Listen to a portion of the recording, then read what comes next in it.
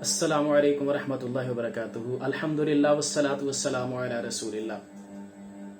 ناظرین، ایک بات کو آپ ذہن میں رکھیے کہ ہم جو بھی ایفرٹ کریں، جو بھی کوشش کریں، اسپیشلی دین کے معاملے میں، تو نیت کو ذرا درست کر لیں۔ سب سے پہلے دیکھیں کہ ہم یہ کام کر رہے ہیں تو اس کے پیچھے کیا موٹیو ہے، کیا محرک ہے۔ سوچیں کہ یہ کام ہم کسی اپنے پیارے کو خوش کرنے کے لیے کر رہے ہیں، یا اس کام کو ہم کسی سے داد اور مدح لینے کے لیے کر رہے ہیں۔ اگر ایسی بات ہے تو پھر اپنی نیت کو پہلے درست کیجیے، کیونکہ وہ کام جو دنیا کی غرض سے کیے جائیں اللہ کو چھوڑ کے، اور نیت دنیا کی طلب ہو، لوگوں کو خوش کرنا ہو، تعریف اور مدح اور ستائش لینا ہو، اللہ کے ہاں وہ قابل قبول نہیں ہوگی۔ جیسا کہ آپ نے وہ واقعہ سنا ہوا ہے 3 لوگوں کا، کہ جن کو سب سے پہلے جہنم میں پھینکا جائے گا، جن میں ایک سخی ہوگا، ایک شہید ہوگا اور ایک عالم ہوگا۔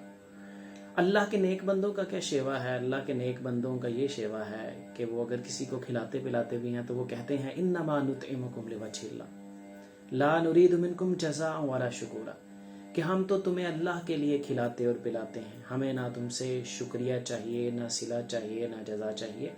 حدیث میں آتا ہے کہ اللہ تعالیٰ اس شخص کو قیامت کے دن اپنے عرش کا سایہ نصیب فرمائیں گے کہ جب کسی چیز کا سایہ نہیں ہوگا، کہ جو اس طرح سے خرچ کرتا ہے، رجل تصدق بصدقۃ فاخفاها حتى لا تعلم شماله ما تنفق يمينه، وہ آدمی جو صدقہ کرتا ہے اور صدقے کو اپنے خفی رکھتا ہے، چھپا کر رکھتا ہے، یہاں تک کہ اس کے دائیں بائیں ہاتھ کو خبر نہیں کہ اس کے دائیں ہاتھ نے کیا کیا۔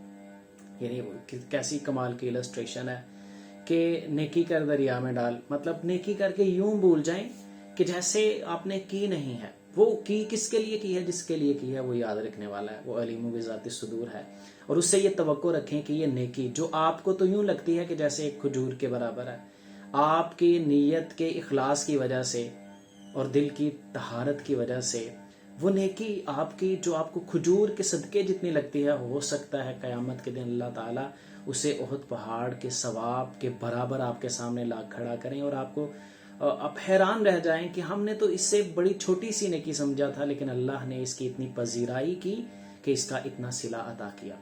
لیکن یہ کس عمل کا ہے؟ کہ جس عمل کو خالصتاً پروردگار کے لیے کیا جائے۔ اگر ہم اپنے گریبانوں میں جھانکیں اور کبھی تلاش کرنے نکلیں کہ کون سا کام ہے کہ جو ہم نے اللہ کے لیے کیا ہے، تو شاید ہی گنتی کے کچھ کام ہم اپنی زندگی سے نکال سکیں، بالکل ان غار والوں کی طرح کہ جنہوں نے مصیبت میں مبتلا ہو کر جب غار کے دہانے پہ بڑا سا پتھر آ گیا تو سوچا اپنے نیک اعمال کو یاد کرو، تو انہوں نے ڈھونڈ کے یاد کیے، اور پتہ بھی چل گیا کہ اللہ نے ان کے اعمال کو مقبول کیا ہے، قبول کیا ہے۔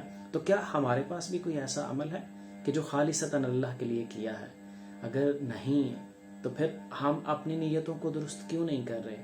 کیوں اللہ کو خوش کرنے کے لیے؟ یہ دنیا تو سب آپ کو بونس میں ملے گی، یہ دنیا کی تعریف، مدح، ستائش، یہ سب کچھ آپ کو بونس میں ملے گا، لیکن شرط یہ ہے کہ مقصود پروردگار ہو، مقصود اللہ کی رضا ہو، مقصود وجہ اللہ کا چہرہ، اللہ کی رضا۔